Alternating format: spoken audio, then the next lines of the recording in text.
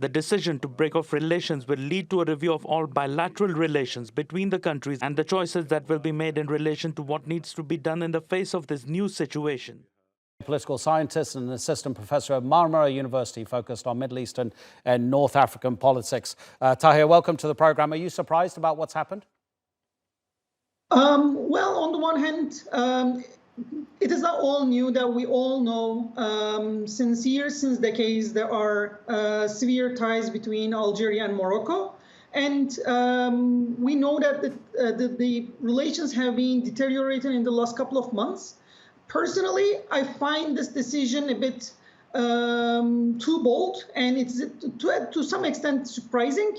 But at the same time, it is not out of ordinary in the sense that it is just another step forward in cutting ties in an already quite negative relations between two of the most important countries in North Africa.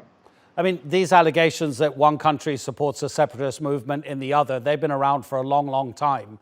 But what about those fires that have cost dozens of lives in Algeria, which Algiers says Rabat had a part to play in it? Is there any truth in that as far as you know?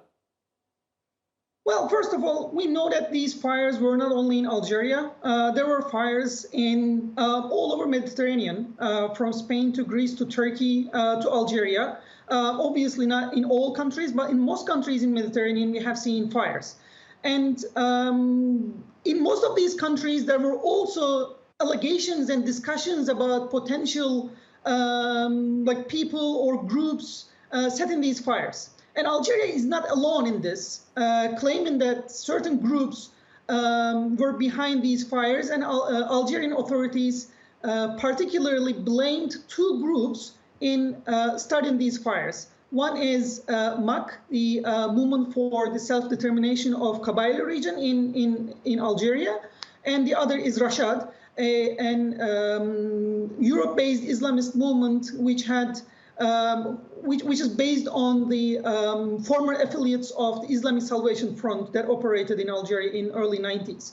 So these two groups were condemned as the perpetrators of these fires and the subsequent killing of an Algerian citizen, and they are considered as terrorist organizations. So I mean, it's not possible to know if these were natural fires or set up by certain groups. As I said, there are these discussions in different countries as well, and I'm personally not the like expert on forestry and fires. However, the important thing here from the side of politics is that the Algerian authorities use this situation as an opportunity to blame these groups that they consider as separatist and see as terrorists, and basically make a point in this sense. And they see that Morocco is working with these two groups, and hence they are behind not only the fires but also their operations of separatism. Do you think it might actually be sort of distraction tactics from the two sides? I mean, you know, one of the age-old kind of maxims or ways that a government distracts its own people from domestic problems is to find a common enemy abroad, right? Is there any possibility of that happening here? Most probably. I mean, you pointed a very important thing over there. So we should keep in mind what happened in Algeria in the last 2 years. Algeria saw some of the most contentious periods of its recent history, at least in the last 2 decades, when the Iraq started in 2019.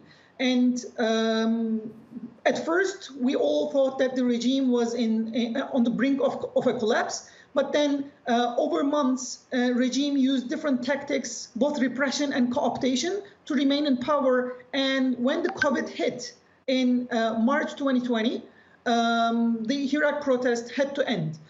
Even though the movement is not entirely dead, the Algerian government or the Algerian regime is keeping the control. So we should keep in mind that this is a regime that was challenged by a massive movement and had to renew itself with a new government, new president, etc. So the regime needs to solidify its power and consolidate its authority domestically as well. And having enemies, both internally and externally, or alleging certain enemies, is helpful for that consolidation as well. So yes, there are some important reasons for Algeria or the Algerian authorities to be angry at some Moroccan authorities related with the recent developments in the last 2 months. However, I also think that there is an impact of this, the idea of consolidation of the regime by indicating some external powers like conspirating against Algeria, etc. Tahir, really appreciate the analysis. Thank you so much indeed. Tahir Kilavuz from Marmara University.